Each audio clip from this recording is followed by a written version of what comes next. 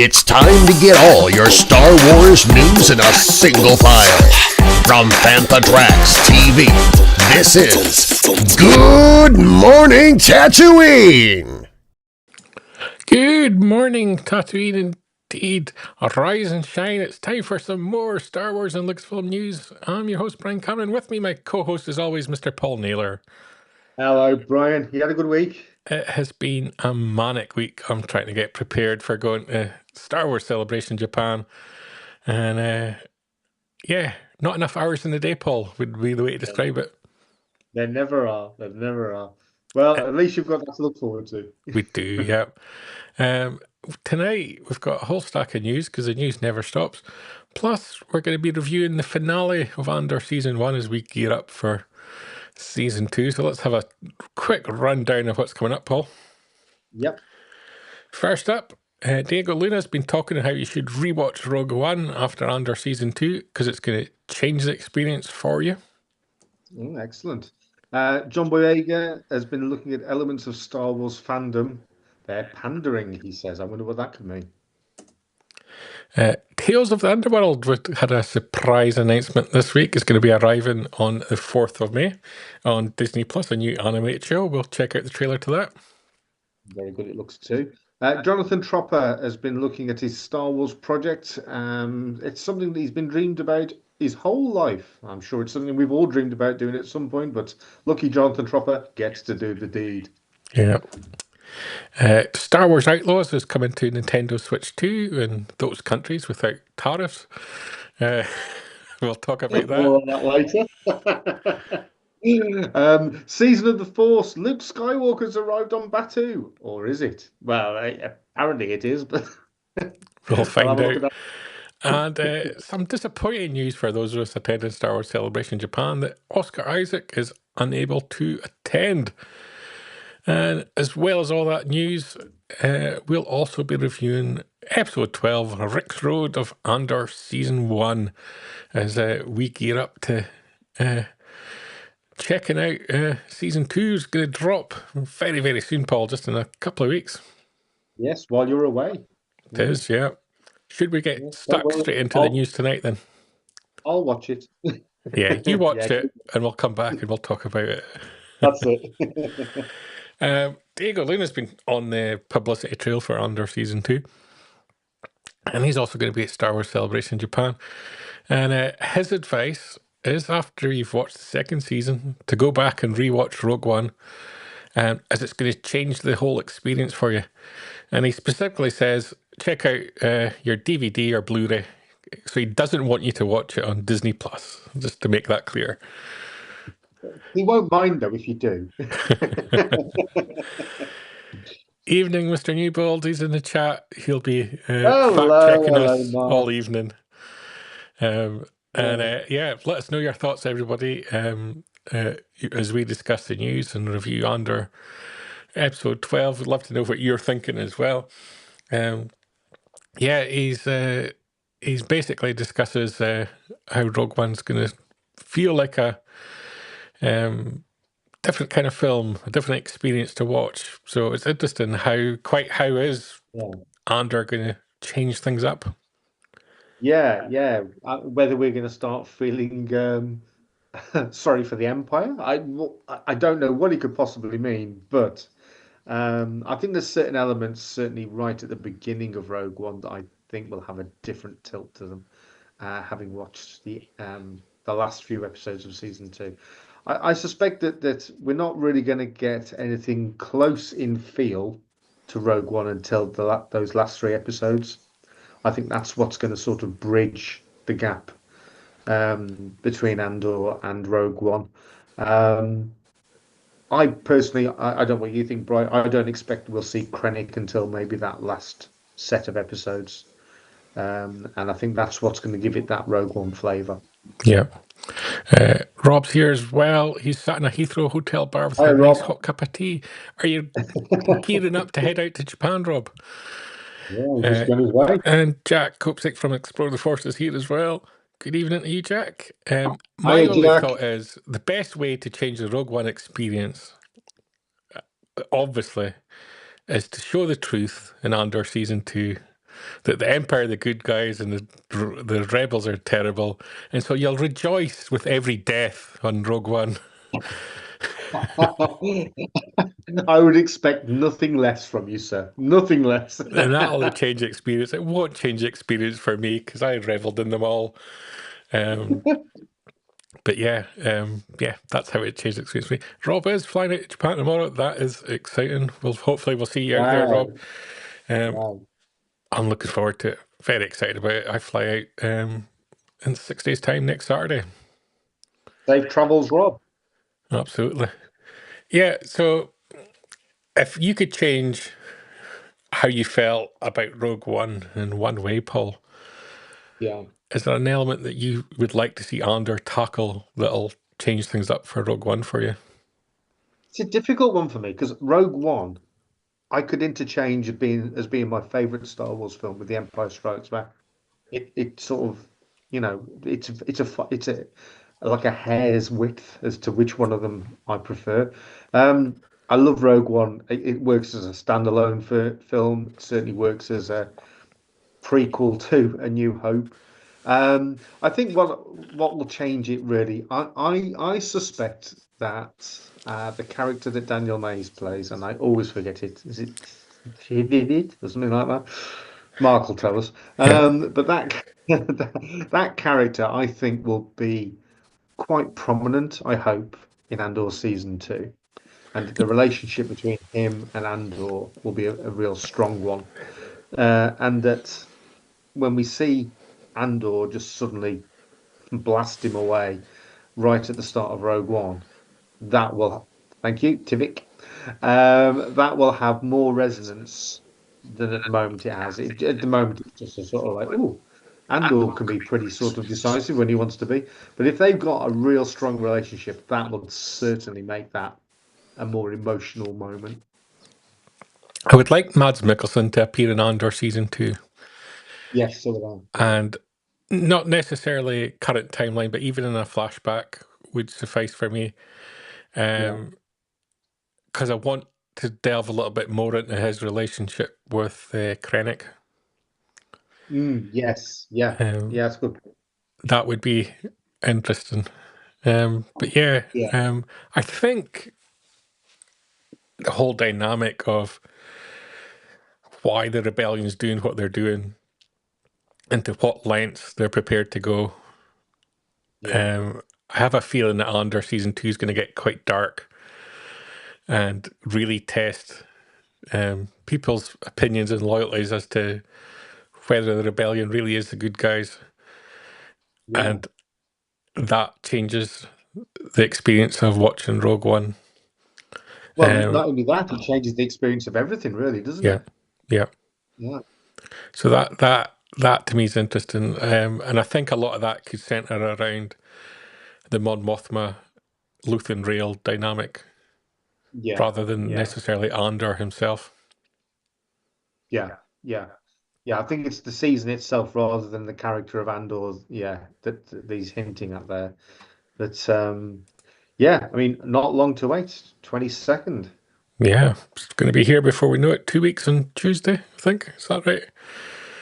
Sounds right. I mean, I'm quite excited at the fact that we're getting 3 episodes straight away. I just hope that they're all about an hour in length. Yeah. Next up at the news front, John Boyega has been getting interviewed on a number of platforms. And he Yeah. was asked about his feelings on Star Wars and the Star Wars fandom. And I'll just read out what he said. It's a franchise that's so white that a black person existing in it was something. You can always tell it's something when some Star Wars fans try to say, well, we had Lando Calrissian and had Samuel L. Jackson. It's like telling me how many cookie chips are in the cookie dough. It's like they just scattered that in there, bro. They're okay with us playing the best friend, but once we touch the heroes, once we lead, once we trailblaze, it's like, oh my God, it's just a bit too much. They're pandering. Tough comments from him. Yeah. I'm not necessarily disagree because he experienced what he experienced, good, bad, indifferent. Yeah. But we're also in an era and time where every movie studio and TV studio is consciously trying to improve representation. So I don't think you can say that it's wrong that having a black person existing in the Star Wars franchise in episode 7 was something. I don't think that's a fault. I think that was something that had to happen, that we had to have someone of colour in a lead role. And TV and film is moving that way. So unless you take the attitude that you don't want to see representation improved, you know, it was always had to start somewhere. And if it didn't happen enough in the first 6 films, then it had to start happening in the 7th film. So I thought that was a bit harsh. I think, I think for me the saddest thing is that this is how he feels about it. Yeah, There's, I would have loved for it to have been his best job ever, because it's Star Wars, and you would love for him to have enjoyed the experience. I thought in episode 7, I thought he was a great part of that film. I mean, let's face it, other than some early scenes with Ray and BB-8 and a little bit of Poe Dameron, John Boyega as Finn was pivotal yeah, for quite big part of that film. I think probably what he's more more likely to be aggrieved about, and I would be as an actor, would be how the character was sort of, I don't know, just done a major disservice for episodes 8 and 9, where he was basically, they didn't know what to do with the character, and I don't think that's irrespective of his gender and his color. It was just that they didn't know what to do with that character, which is a shame. yeah. I'm going to tackle his second paragraph as well, where he sort of Sorry, go criticises on. Lando Calrissian, Samuel Jackson, and that I'm an Empire Strikes Back baby. I grew up with that film. Yeah, I loved the character of Lando Calrissian. I wanted to be Lando Calrissian. yeah, So if you're talking about anything breaking down barriers, someone like me coming from a very rural area of Scotland where you wouldn't have encountered people of colour back in the 1980s, having someone on Lando Calrissian who was your hero was yeah, something and something significant. So I didn't agree with him necessarily in that comment either. no, You can argue quite happily that there's not enough representation in the first 6 Star Wars films. Fair enough. Okay. yeah, And the last bit, he makes a comment about playing the best friend, but once we touch the heroes, once we lead, once we tailbase, oh my God, it's a bit too much. They're pandering. I, you know, I just don't buy into that either on the basis that I thought, like you said, in episode 7, I thought he was great. He's a very talented actor and everything he's been in before, yeah, Tax Block and so on. yeah, And episode 8 was written before episode 7 came out, you know. yeah, So unless you're saying that Ryan Johnson is the racist in all this and that he didn't want John Boyega's character to be prominent in episode 8, then I don't think you've got a leg to stand on. Things weren't changed because of a reaction to episode 7. They were already yeah, well into production on episode 8.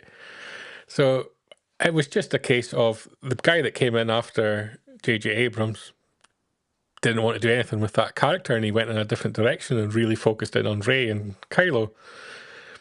Happens. So he'd signed up for a 3-film deal and probably we wanted out. after 7 was out because he wasn't impressed with what he got with 8, and 9 was just a mess. Yeah. So, me, that's a negativity. I don't think any element of Star Wars fandom fed into his character being No. portrayed or getting a negative Well, I reaction was or nine. element.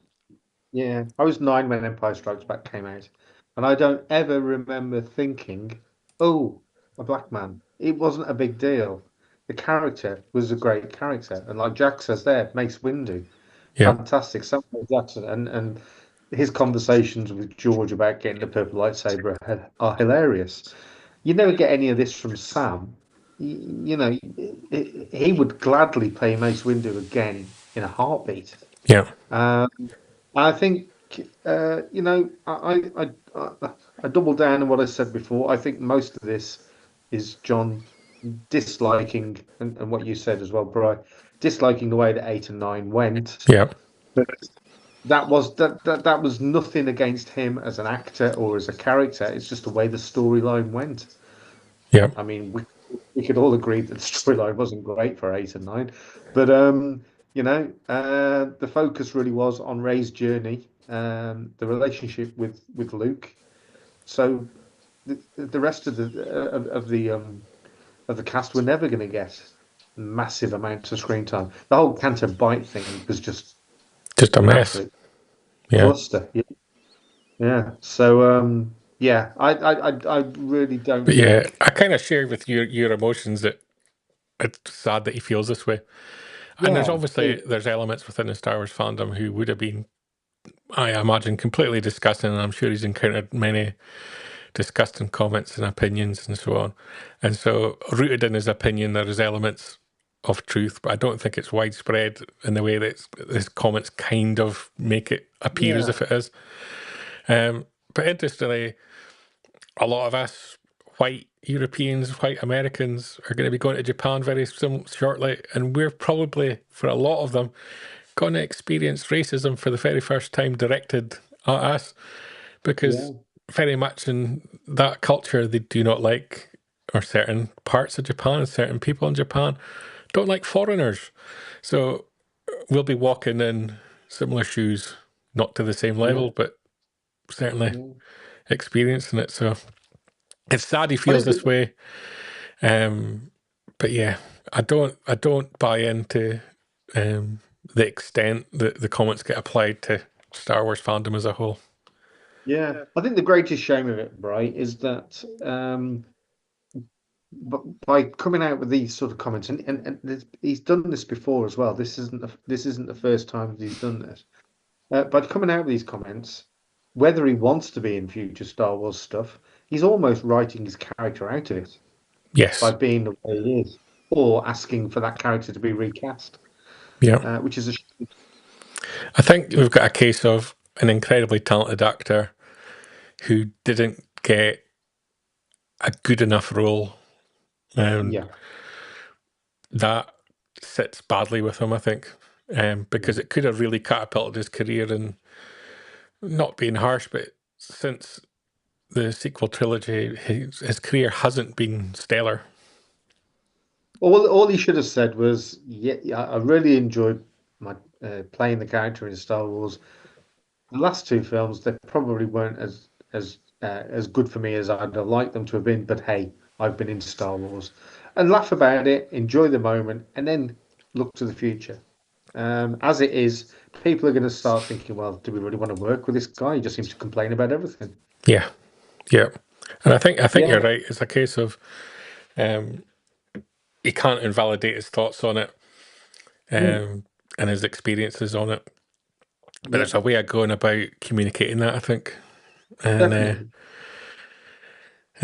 he's probably not doing it in the best way when you attack an entire fandom, rather than specific elements of it, and Yeah, uh, and really you're attacking an entire franchise by saying it's a franchise that's so white that a black person existing in it was something. You can yeah. apply that to every single TV show and every single film going. Uh, and in every time as well. I Yeah, mean, you look at classics like Jaws. I mean, three white guys on a boat. You look at classics. from anything from the 70s into the early 80s, the majority of the cast would have been white because that's how it was back then. And probably And the reality of the truth is he's existing in a time period where more work and more effort is being done to make things equal and just than any other time in film production. So it's kind of, it's a shame. It's a shame that he feels this way, because he could be one of the people leading the change, so the next generation beyond him don't experience. That is pretty much word for word what I was about to say. Yeah, Yeah. I agree. He could really have been at the forefront of all of that. Yeah. Yeah. It's a shame. But moving on, something more positive in the news. Tales of the Underworld has been announced. Yeah. A new animation series of shorts coming May the 4th to Disney Plus, from Lucasfilm Animation. And it's going to focus on the bounty hunters Ventress and Cad Bane. Your initial thoughts on this, Paul? Well, it was a lovely surprise, wasn't it? Because I mean, this just came out of nowhere, really. When this dropped last week. Wow, yeah, I love these Tales of the Underworld. I think they're absolutely fantastic. Sorry, the Tales of series rather. So we've had Tales of the Jedi, etc. But Tales of the Underworld. Love to see more Cad Bane. Great that it's voiced by the guy that's always voiced it and even appeared in the live action series, Book of Boba Fett. And Ventress is always an interesting character to see as well. Although I do prefer her without this mop of hair on top of her head. That's always a bit It's an attack on baldies. Yeah. But the trailer that was released looks fantastic, and I think you've got we'll it take there. a look at that in just a second. But I have an issue, and I've mentioned this to you pre-show, that is it the Underworld? Because as far as I'm concerned, bounty hunting's legal. Right, so you might frown upon it, right?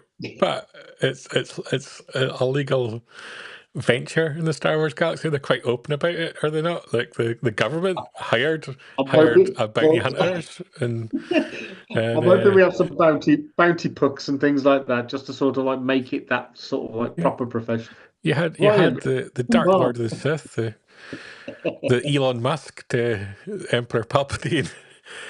Openly hiring bounty hunters to do some work for him. It feels like it's a legal occupation, and so it's not really Underworld to me. It's like, well, you can't call it Tales of the Bounty Hunters. You can't call it that. why not? Because that makes you think of Bosk and Boba Fett and Dengar and IG-88 and all the usuals. No, we'll save that title for when we do those guys. Tales of the Blue Collar Workers is what it should have been called. Tales of the Red-Eyed Gentleman. Yeah. Jack's making a comment. He loves the credit symbol in the background. Yeah. And Rob's looking forward to it as well. I think it has an incredibly positive reaction to this. I've lost Mark's comment there. There we go. It'll be a great show, but there's a sense they'll only make shows they already have most of the existing assets for. That's very true. Yeah. And Rob, there's a good call. Should be called Tales of a Slightly Frowned Upon Career. There you go. That's a very good idea. I like that. Let's check out the trailer.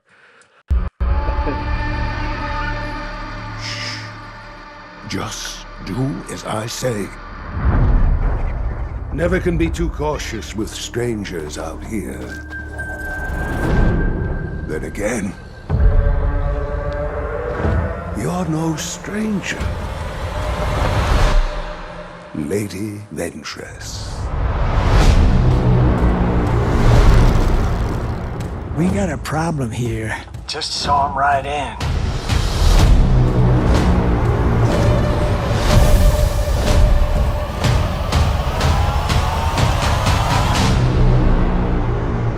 What's the situation? He was your best friend. Things have changed. You took everything from me. Who are you? I was Count Dooku's lead assassin. I don't want that life anymore.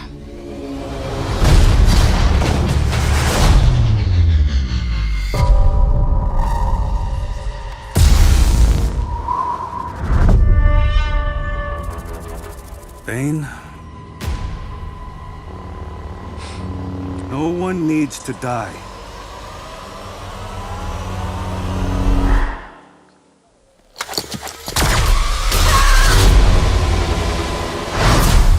Get them.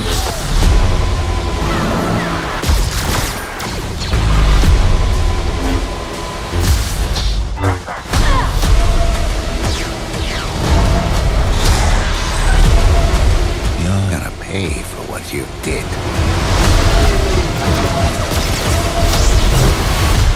This revenge, I hope it was worth it. It will be.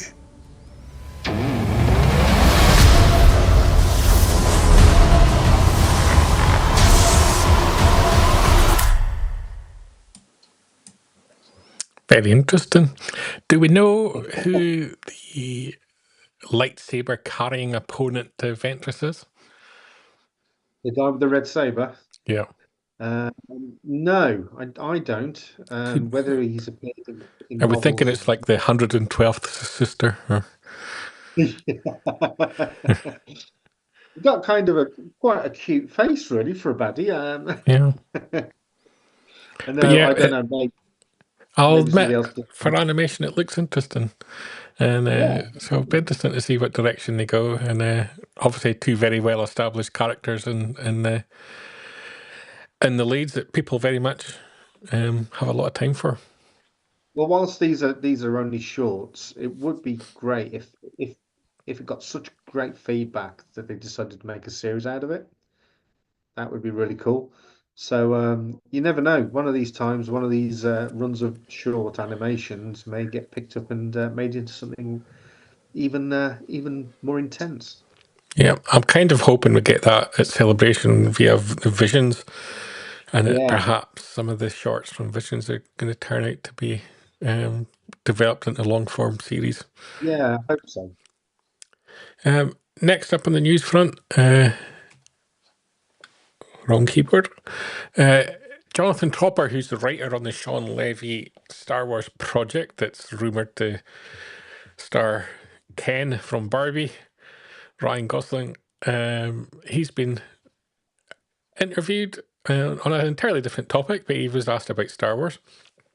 And he said, that gig is something I've dreamed about my whole life. We're still working on it for various reasons. I can't say anything about it, but we're working on it. So he said something about it, even though he can't say something about it. That was tantalising enough, wasn't it? You know. We don't know anything really about this project other than Sean Levy's going to be directing, Jonathan Tropper's going to be writing, and Ryan Gosling is going to be the lead. All unofficial, apart from the Sean Levy element. Lucasfilm haven't confirmed any other element of that. Could be a surprise announcement somewhere at Star Wars Celebration, but it doesn't. Well, this is it. Yeah, I think we're probably just a couple of weeks away from hearing more about this. Yeah, I think you'll find out more while you're in Japan, Bri. But I'm hoping that. Well, I doubt we'll get a title at this stage. I mean, how far are they into the process on this? Pretty far. I believe we'll start shooting filming this year. So, do you think there's a chance that that Ryan will turn up to be on stage and talk about it? No idea. I'd like him to come on and sing.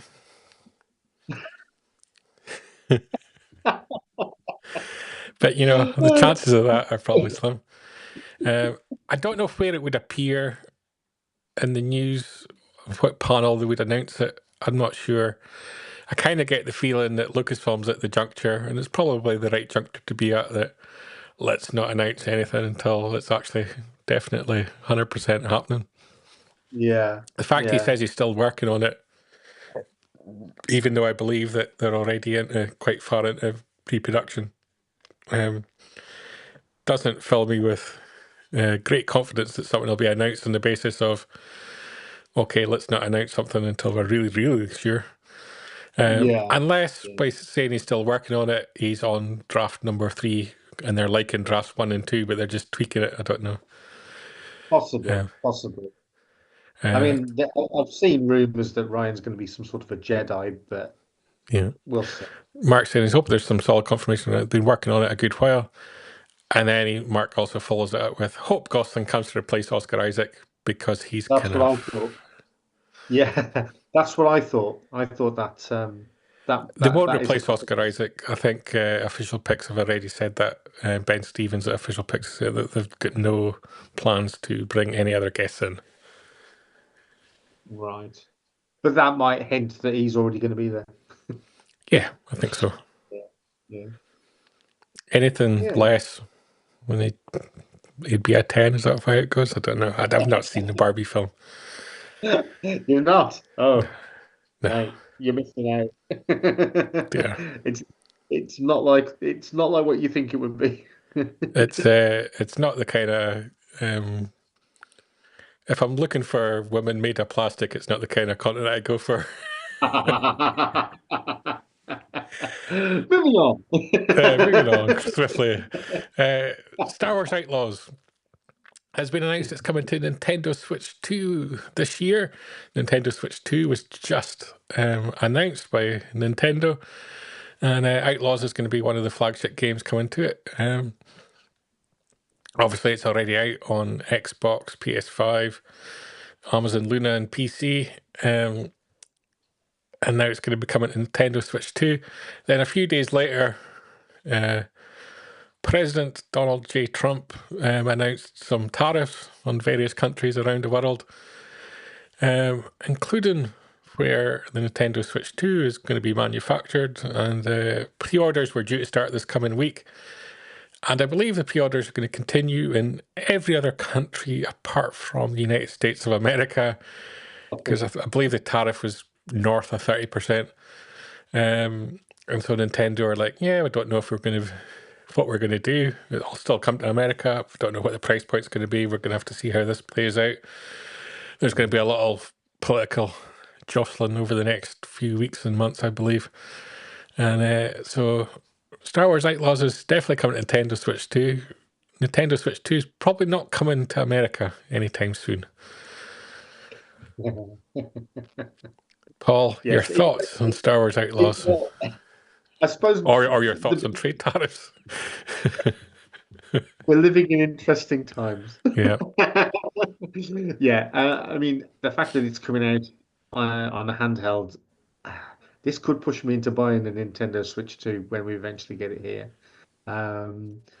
Yeah. The whole trade tariffs thing is going to cause all sorts of problems for all sorts of businesses. And the fact that that our American friends may not be able to get hold of a Nintendo Switch 2 anytime soon is unthinkable, really, isn't it? You would never have thought that prior to the events over the last few days. The entire Star Wars saga started on a trade tariff.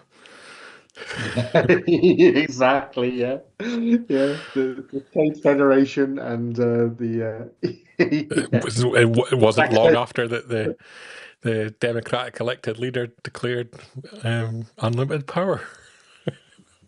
And the first galactic empire. So watch this space. Watch this space. Look out for a Dark Lord of the Sith appearing at his side at any point. And if he happens to have twin children, watch out. Don't go where the daughter goes, because her planet's probably going to get blown up. So that's just the advice. This is all good advice. All good advice. If you watch Rogue One, your opinion's going to change.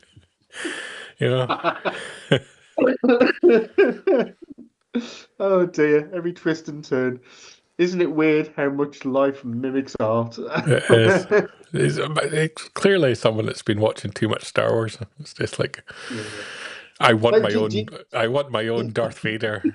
How can I get one? Well, I'll need to start with a trade war. What do you think will happen with this then? Do you think that it will eventually land in America, but it's going to be... I'm quite confident about it on the basis that Scotland first developed Dolly the sheep, so we're kind of a step ahead when it comes to creating a clone army. Dear. I'm confident that you know what it's as much as I laugh about it. There's a lot of serious implications from it, but we're in very early days, and it's very much a negotiation tactic. All the countries are going to start speaking with America, and they're going to start striking deals, and America will get a little of what they want, and then things will go back to normal. It's just going to be a rough ride for a little short period of time. Typically, in this situation, when you announce a tariff, you announce it not for immediate implementation, you announce it for further down the line, and that forces everybody to the table to negotiate, or allows companies to rejig their international layout. So if you wanted, for example, Apple make a lot of mobile phones in China, you want them to start building mobile phones in America, and they're going to spend billions in Texas, I believe, in a factory there. But you still have the problem of you actually need the raw materials to make the phones, which you don't have and don't have the ability to get in America. And suddenly you've put a 40% tariff on the country that can supply the raw materials. So it doesn't work. So things have to change. And they will. So it's early days. Don't panic. Don't sell your stock. Hold on. Oh, please. Thank you for that, Brian, because my pension has been plummeting, mate, and I need Yeah, I that. can imagine. Don't get a pension forecast just now. This would be my recommendation. JD Vance could have some sort of lava incident. Very possible. He was going to Greenland. Wasn't he? If he goes to some of the other Scandinavian countries, they do have volcanoes out there. It could get dodgy. But yeah, we'll get to enjoy Star Wars Outlaws on a new Switch device, and we'll be able to put them up on eBay for our American friends. Yeah, with the import tax and everything on it, of course. Yeah, absolutely, of course. We didn't ever send anything marked as a gift. No, I do think that will be a console that I will then buy because of Outlaws being on it. So yeah, definitely. Yeah, definitely. Next up, there's no tariff on entering America, so you could still go to Disneyland, and if you were to go to Disneyland, you may encounter Luke Skywalker, who, rather than doing anything Jedi-like, he's basically going to the pubs on Batuu, is all I can see. So we can check him out. There he goes. Where? I can't see Luke Skywalker. I can see a man in a bad fitting wig.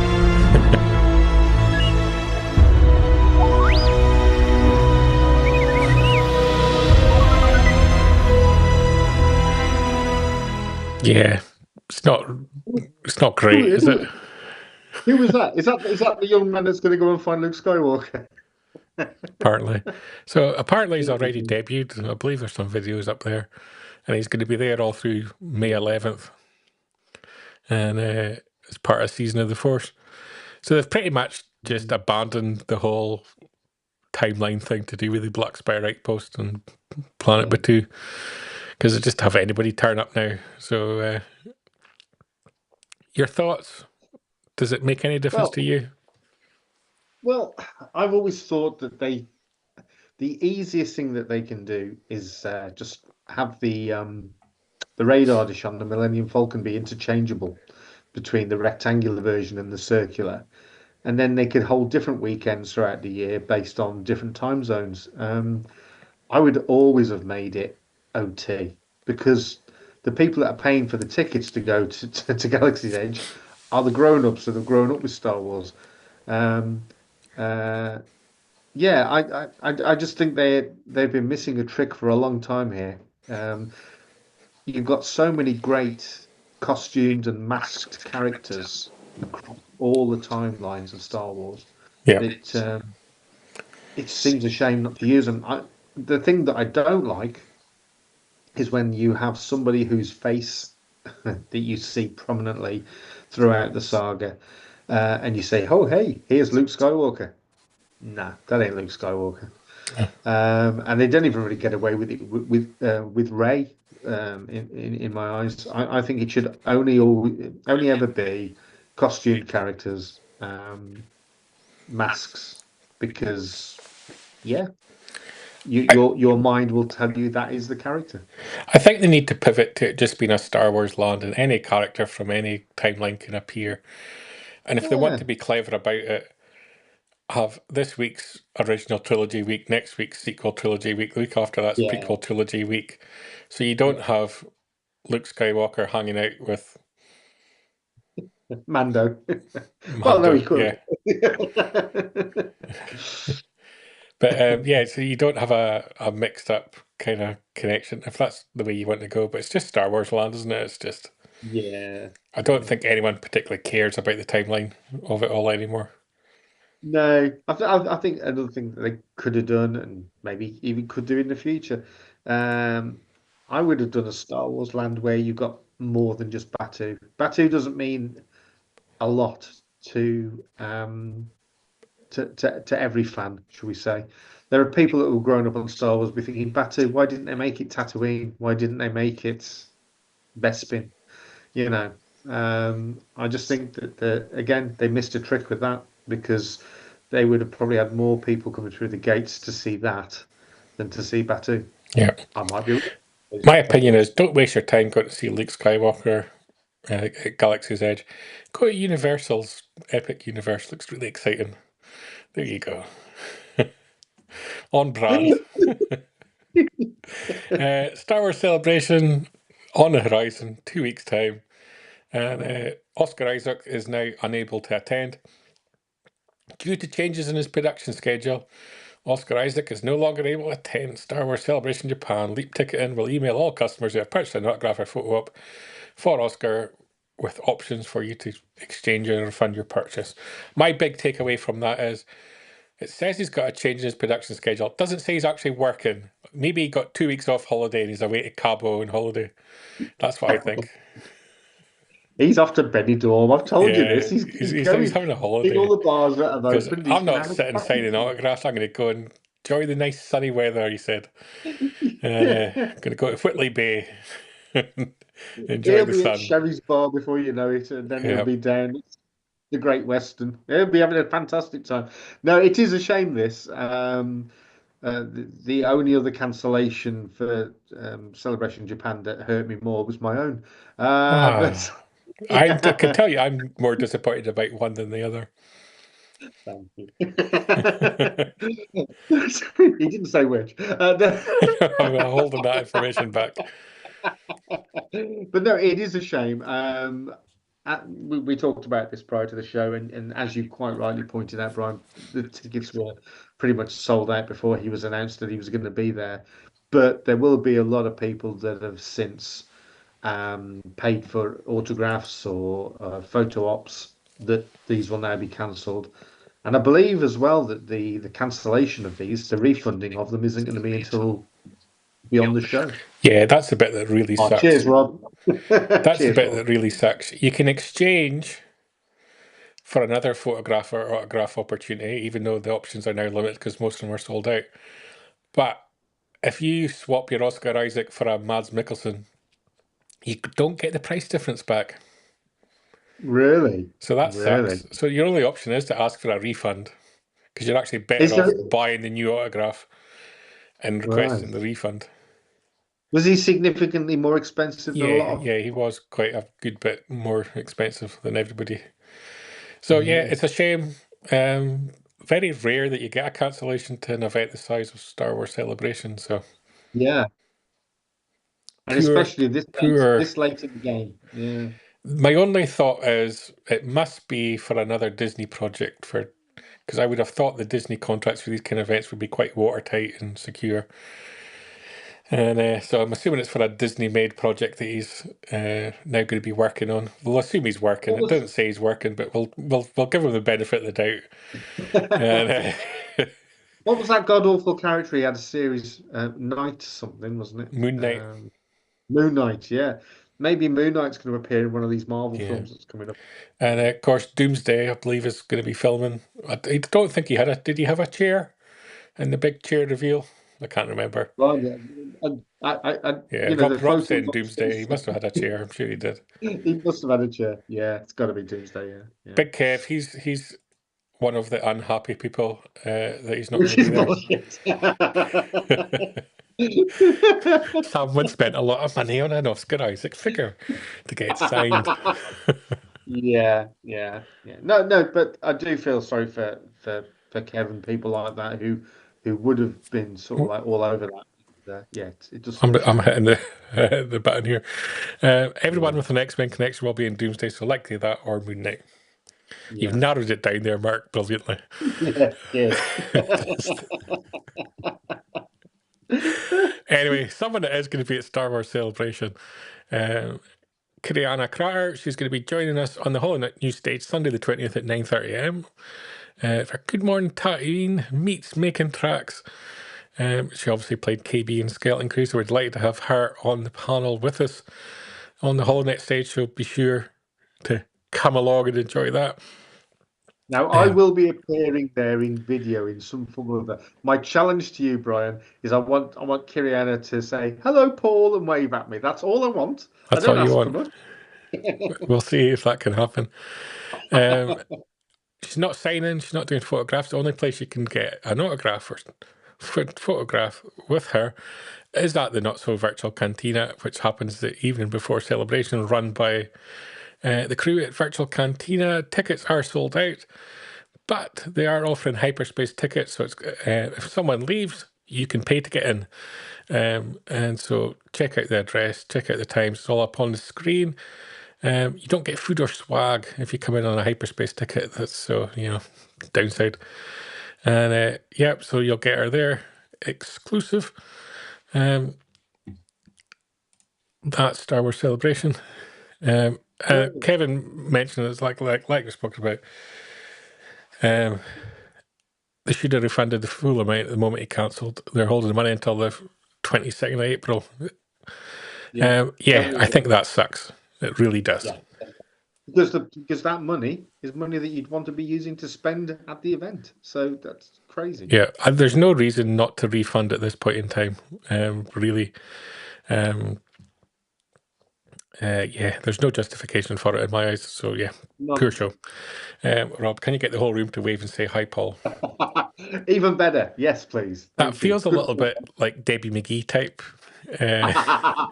Hello, Paul and Mark. You can do for Podcaster as well. I'm looking forward to Celebration. I'm not so bothered about the Oscar Isaac thing. I wasn't going to his panel. I wasn't getting a photograph or autograph with him. So it's not affecting me, but I think it sucks for the people that were. Why the refunds aren't being done, I don't understand. And I really dislike this whole idea that you can swap it for something else, but they won't refund the difference. Like that also is poor. And I don't see a justification. If you paid for it on your credit card, get your credit card company to reverse the charge, is what I say. Screw them. If they're not supplying the service, they can't just hold on to your money to a point of their choosing. Exactly. It's weird.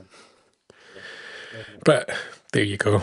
That's the behaviours of people involved in conventions. It's not the first time they've done something like that. It won't be the last. Ah, dear. Kevin is agreeing with your comments on it. Refund the money, you could have spent it elsewhere at the show. So they're losing out. Yeah, definitely.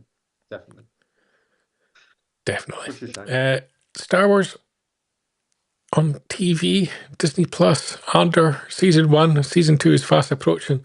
Should we go and check out Andor season 1 and the Death Star Cometh, Paul? The Death Star Cometh. What a great title. Go for it, Brian. So this week in the Death Star Cometh, we're looking at episode 12, Rick's Road of Andor season 1, with season 2 fast approaching. And we can check out what was happening in the show whilst we talk, Paul, about the episode. We kicked off with the dirty terrorist making his bomb. And it didn't really look like a bomb to me, to be honest. Not that I have great experience in bomb making. Although I was stopped from buying some fertilizer, or some potato fertilizer yesterday, because I wasn't registered with the shop I was trying to buy it in. So maybe I'm on the list of bomb makers. You've got that look. Got You that certainly got. look. I did try to explain to them that I spent £500,000 on fertilizer a year, that I was only wanting some for my garden potatoes, but yeah, what can you say? I think you sounded too. Yeah. So this whole episode basically takes place on Ferrex. It's Marva's funeral, and Daedra's arriving on planet because she's coming to pay her respects, being a nice Imperial security bureau individual. You get a nice little view of the Ferrex Hotel there that Bix is enjoying. Here she is in her Holiday Inn class suite. Very similar to the rooms I've booked for the Phantom Tracks team in Japan. Only with not quite such a thick mattress. Yeah, we've gone budget, you know. What more could you want? She's got a bed, and a table, some food. Like she's got a cup and a plate. You know, blankets, a window. Beautiful room. Yes. And Brasso, he's planning the funeral. And Daedra goes for a little walk about town to scope out what's going on. And everybody's starting to gather. The rebels are all there. They're keeping watch. And people are starting to break and give some information that Andor's on his way, selling them out. Bit of a traitor. Yeah. Meanwhile, over in Coruscant, Mon Mothma confronts poor Perrin and accuses him of gambling away their money. And he actually throws it back at her that maybe it's the activities that she's up to is where all their money's disappearing to. What kind of activities could those be? Shopping. Terrible. Meanwhile, whilst they're having this conversation, the taxi driver's listening in. And everybody's watching to see what's going to go on with Marva. And Andor goes to visit his Joseph Fritzl of a father's brick, the captive, held captive by Marva, and I forget the father's name. I want to say it was Solomon, but I can't quite remember. But yeah, he's very much attached to the people that stole him away from his home planet as a child. Yeah, something that's conveniently forgotten about. But we've got a really interesting little flashback with his father, sort of teaching him how to make things good and make money and how to survive in the galaxy. So it was a nice little flashback moment, I thought. I didn't pick up on that. Yeah, that is nice. Yeah. Meanwhile, Brazzo's kind of trying to create a way to talk to. Mark's telling me it's Clem. Are we sure? Yes, I think it was. Yeah. I think he's right. I don't know. I thought his father was called Salmon. Anyway, check that out for me, Mark. I'm doubting you. Jack said it's Clem as well. I don't know. I think it was Clem. Yeah. It was his name Clem Salmon then? That's my question. So Brazzo's making a plan so he can meet with Andor. Luthian Rail has arrived. He's watching from a distance. Andor's hiding away on a ship in Brazzo's yard. And he has up on the screen the manifesto written by the kid back in Aldani. And we get a little voiceover of the kid reading his terrorist manifesto out. And quite an emotional little moment, I think, for Cassian. Yeah. Meanwhile, Daedra's doing all she can to help the funeral go to plan and be very efficient. Because, they're just that kind of people. And I have to say, very impressed with, look at that little scale holonet model they've got of the whole town. And look at the investment the Imperials go into. It's just something else. 3D modeling. Yeah. We get an early morning shot of Rick's Road, where they've got a license to hold the funeral. And Deidre overlooks what's going on. Meanwhile, back in Coruscant, the taxi driver, he's cliping on Mon Mothma and Perrin. And so it's now very much clear, if we weren't already clear, that Mon Mothma is under suspicion for her activities. Yeah. And the wall is closing on her. And we also get news of the attack on the other Rebel franchise that Luthien spoke with Saw Gerrera about last week. And everyone's been killed in that attack, so the Imperials are quite delighted. Deidre not so happy because she wasn't notified of it, and she would have liked to have at least taken one of them hostage to interrogate. So there's tension there within the Imperial ranks as to how they go about things. Very much so. I still think you've got a slight twist against it. Well, there's good Imperials, there's bad Imperials, I think you'll find they're all bad, but still.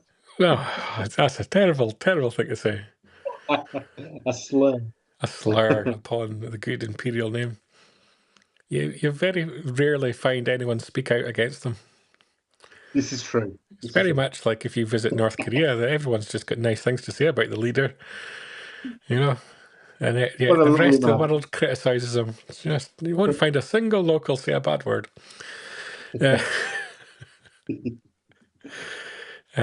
Andor gets his chance to meet Brasso, and they have a quite impassioned conversation about Marva and their funeral. And then we get what is perhaps the greatest moment ever in Star Wars. It's just beautiful. Between Cyril and his friend there, and Cyril's doesn't like his hat, it's very clearly. And so the swap hats, it's just beautiful. What a moment in Star Wars. I can't tell who's who now. No. Which one's which? All I know is you've got two individuals who just passionate about law and order, and they just want the right thing. They want justice. They want Andor brought to trial for his crimes of murder, if you remember. Because back in the first episode, you have to remember he was looking for his sister who's working as a prostitute, completely ignored as a storyline, and he killed two people. Cold-blooded murder. And so this is what Cyril's trying to bring justice for. He's trying to bring a murderer to trial, Him and Mosk, just the best two characters in the whole series, I think. I don't know if Mosk is back for season 2, but he better be. That's all I'm saying. I hope so. Luthien meets with Fel. They try and put a plan in motion as to how they're going to capture Andor. They're looking to get the Imperials to do the dirty work for them. And the bells start ringing early. That is such a great thing. From the early trailer of season 1 with that bell, that was amazing. Yeah. Start ringing the bells and start the funeral an hour early without permission, against their permit that they were so kindly awarded. And Andor, he's hiding in the foundations of the building, watching what's going on. As the band start coming through the town. And, they got a permit to have a march on Rick's Road. But, of course, being scumbags that they are, they're on multiple roads, not just Rick's Road. Terrible. And Andor spots Luthien Rail there and immediately knows something's going on. And our undercover Imperial agent, he's getting himself in place. And ironically, all the characters start merging together because, in theory, they don't really know each other. So Luthien standing on the steps there as Cyril and Mosk walk past. And everybody assembles.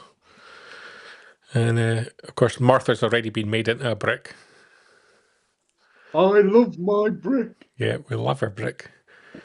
And Batuu, he's going to lead the procession because, you know, that's what you do in a situation where a human has died. You get an inanimate object to be You'd the have one to thought they'd show have cleaned him emotion. up. You would have thought they would have cleaned him up a bit, wouldn't you? Yeah, you'd have thought he could have put a shirt and tie on. But yeah, why would you have? Yeah. That's like someone dies and you get a mobile phone to lead the procession. I don't understand it at all. Droids, scumbags. Beck's too lazy to go to the funeral, so she stays in her hotel room, watches out the window. Clearly, she's been on something. Yeah, and eventually they can start to comply with the permit, and they're on Rick's Road. And out of respect, look at the amount of Imperials that have come out to respect the sister of Ferrex there, You the really daughter of think that's Ferrex. what they've come out to do? Do you really think that? Yeah, look at them all standing quietly, observing a mark of And respect. they're wearing black rather All than in black. Yeah. And there we go. Nico and long live the Empire. That's what I say. Oh, don't you start, Nick. It's enough of this one. Our terrorist has turned up. And the Imperials, they're looking for Andor. They know he's here somewhere. And they have a little hunt around. And Deidre's in charge of the search for him. But he's hiding away in the tunnels. And I thought it was quite a nice element to the funeral. And as Mr. Neil was pointing out, Nick knows that the Empire are the good guys in here. Nick's a good guy. We didn't do a thing wrong. Can we have no arguing, please, in the chat? A nice touch, actually, to the funeral was this holonet kind of projection. She's all dressed up in her daughter of Ferrex outfit. She's doing a little talk to the crowd. I think it was quite a nice thing to have at a funeral. And she goes a little bit off script, to be fair. Starts swearing and everything. Terrible. Spotted amongst them is Deidre. Cyril sees her. And Andor, who's supposed to be in hiding, he's just watching from a balcony whilst he's surrounded by Imperial troopers. And he watches the speech, which basically ends in Marva basically advising the locals to rise up against the Empire. And so the Empire cover up the projector on B2 but that doesn't quite work. So like as much as they try to end the transmission, it doesn't quite work. So You get a slither justifiably, B2 gets a kick. Which so twice in this series, urinated on by the dog, kicked by an Imperial. This is the way that droids should be treated. That has got to be your favourite slide across the whole saga. I'm keeping that along with the dog. Two ones, and Brasso didn't like that, so he lashes out and starts fighting with the Imperials. Hits someone in the face with Marva, and then he just looks like he's on high on drugs. Is the only way I can describe it. He looks like a very elated milkman. Yeah. So by this point, the whole funeral's just erupted in violence, just unlike I've ever seen. And the poor Imperial officer's been attacked. He tries to escape, crawling through the line. And Andor, meanwhile, is in the hotel and he's found Bix, who also appears to be high on drugs. Something about these Ferrex people. And he takes her away. And but Daedra's still looking for him as the violence is kicking off. Cyril and Mosk are looking concerned. obviously they're not there in any official capacity, so they haven't been let through the Imperial security. And the kid whips out his bomb that he's made and hurls it in amongst the Imperials.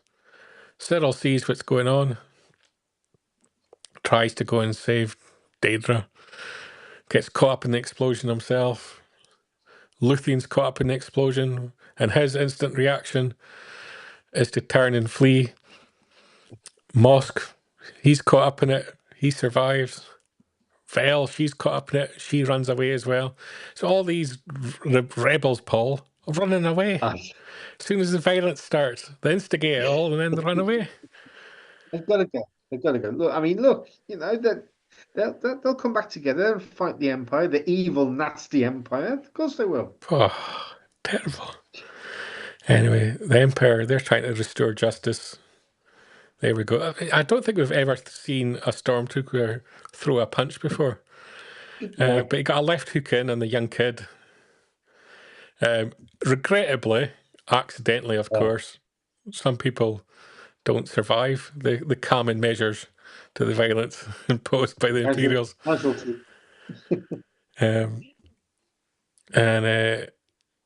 Yeah, there we go. Good call by Nick as well. Rebel scum. It's the only way to describe them.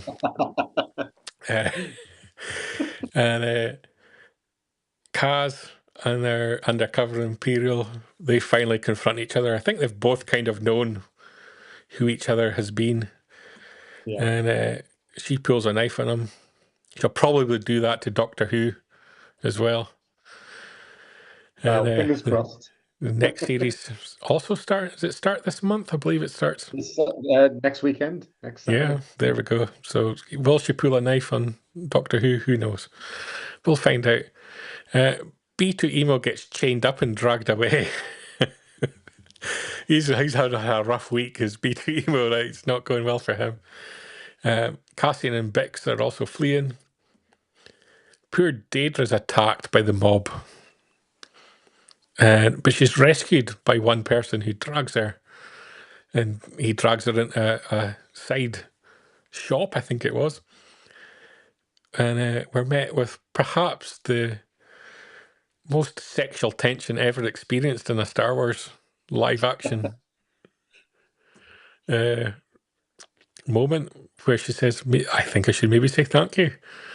And silently in his head, he said, I know how you can thank me. And yeah. Do you think they're going to hook up in season 2? I think they are, yeah. I think there's going to be some sort of switch of allegiance for one of them. And I'm guessing it's going to be Daedra is going to see more of the rebels' point of view, and is potentially going to be some sort of spy working in the Imperials, but as a spy for the rebels. That's my guess.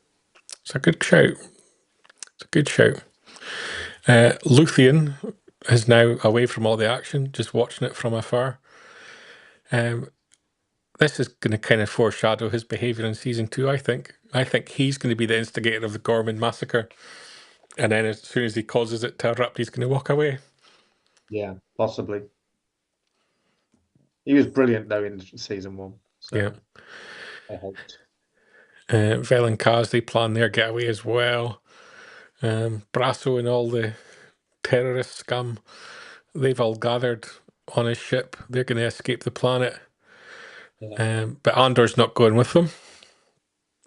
So he walks away as they take off and escape the planet. Yeah. And Nick's taking notes here. That's good. Love the Imperials. And meanwhile, on Coruscant, I was going to say the Mothma family, but he doesn't share the same end name as Mon Mothma, does he? He's his. No, it's a very weird setup. But, yeah, I forget his surname. Perrin. Perrin Further. Yeah. Preparing a dossier, you mean? So they've gathered to sort out their financial woes, in part through Perrin's gambling and in part through Mon Mothma's terrorist activities. The only one that comes out with any kind of respect here is the daughter, who's fallen Chandrillian tradition.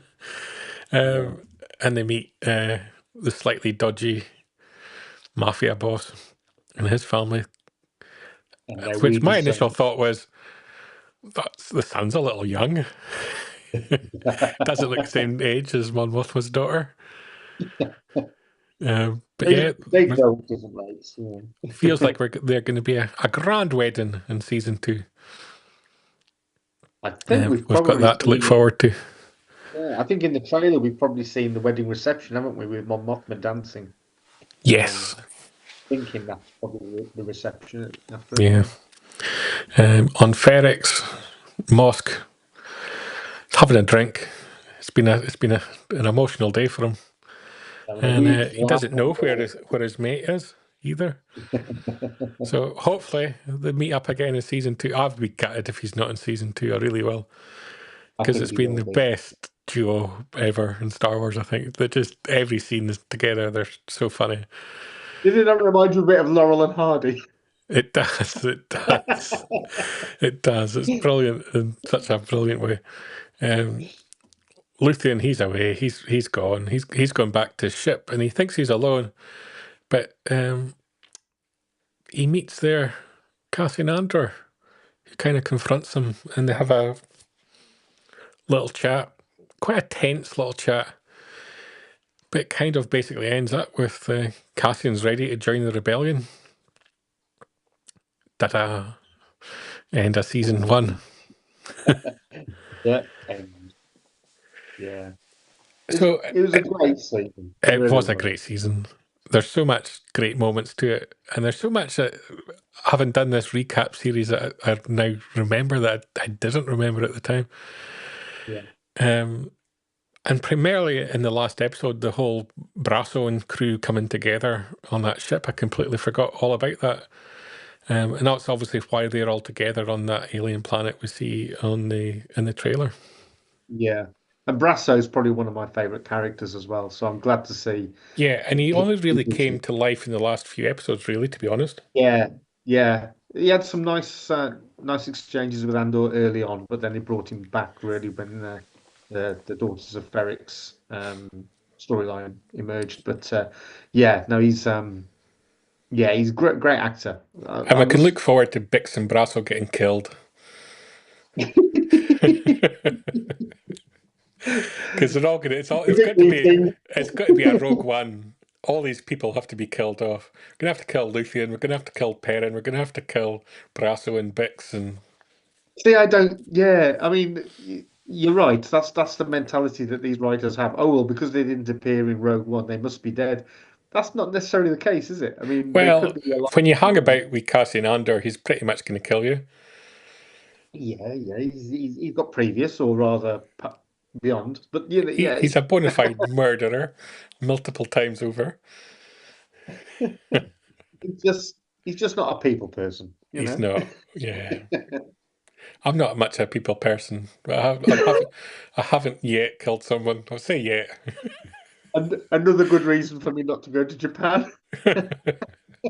Killing me with a chopstick. I'm going to train to be a ninja when I'm out there. Are you? Yeah, I am. Literally, I am. I'm going on a ninja training course. Oh, brilliant. Oh, well, we can't wait to hear about that. Yeah, that's going to be the highlight of the trip, I think. I probably can't tell you. There's probably like Fight Club. You'll have to spill the beans. Whether you've signed anything, I don't care. I want to hear all about it. Oh, dear. But are we...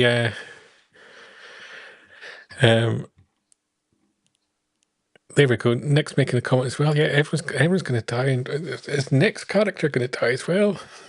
Well, I don't think so. I think the Imperials will look after him. So Nick appeared in season 1 and is appearing in season 2. So yeah, we're excited. We're excited by the Imperial storyline. We'll have to get you on the show one week, Nick. Absolutely. Are you primed and ready for season 2 of Andor? Yeah. This is quality Star Wars. This is grown-up Star Wars. This has been made for an adult audience. And I think this is the way that Lucasfilm have to think going forward, is that you've got different age groups and different things. And so you have to cater to all those different age groups. Definitely. And the great thing about it is someone can start off as a 8, 9, 10-year-old kid and watch the cartoons or whatever and enjoy that. And as they get older, they can still go back and watch Andor because it's still going to exist. Exactly, yeah. Something for them to look forward to in 10 years' time. Yeah, absolutely. So I'm excited for more Andor. I can't wait. When we're back from Japan, we're going to have 3 episodes to tear into.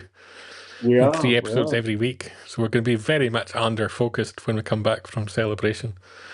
And it's going to be exciting times to see what we like, what we don't, and what happens to all the characters. And you're going to be heavily relying on me by all accounts, because you might not get a chance to watch it. That's very, very true. And on that note, that's this week's Death Star Cometh, which is part of Good Morning Tatooine, your weekly recap of all the latest Star Wars news, live streaming every Sunday at 9 p.m. in the UK, 4 p.m. in New York. And Paul, that brings us to the end of the show. It does. Now, there won't be a show next week because you're traveling. Is that Correct. right? So next weekend I start my trip to Japan. And thank you very much, Nick. Looking forward to heading out there.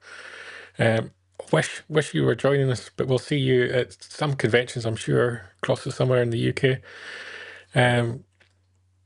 But yeah, it's an exciting time for Star Wars fans when a celebration comes around, because we get a lot of news all at once, and hopefully presented in the way that Lucasfilm like it to be presented as well. And we're looking forward to having our own panel, which I'll just remind everybody about before we hand off. So Sunday the 20th of April at 9:30 a.m.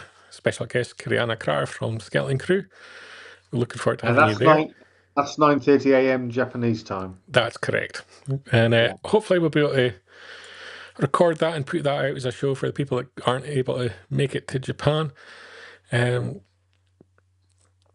Newbold as well, reminding us as well that he's got an episode of Making Tracks coming out on Tuesday, and Friday he's got a special episode with Maria Sandoval, who I believe is the makeup artist on The Mandalorian. If he gets time to edit it, no excuses. As soon as you've posted the parcel to me, Mark, you get onto the editing. Priorities. Priorities. Yeah, the parcel's the important one. Yeah. Paul, we're going to miss...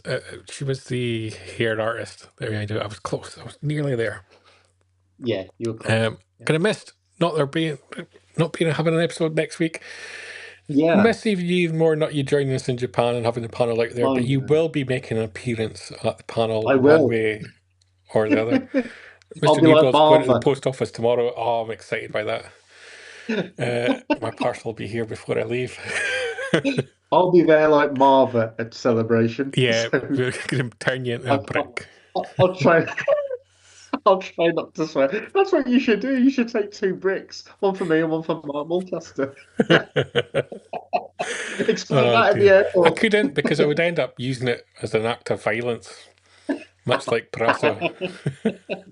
Yeah, I think they'd be going in the general direction of Reed Pop or something.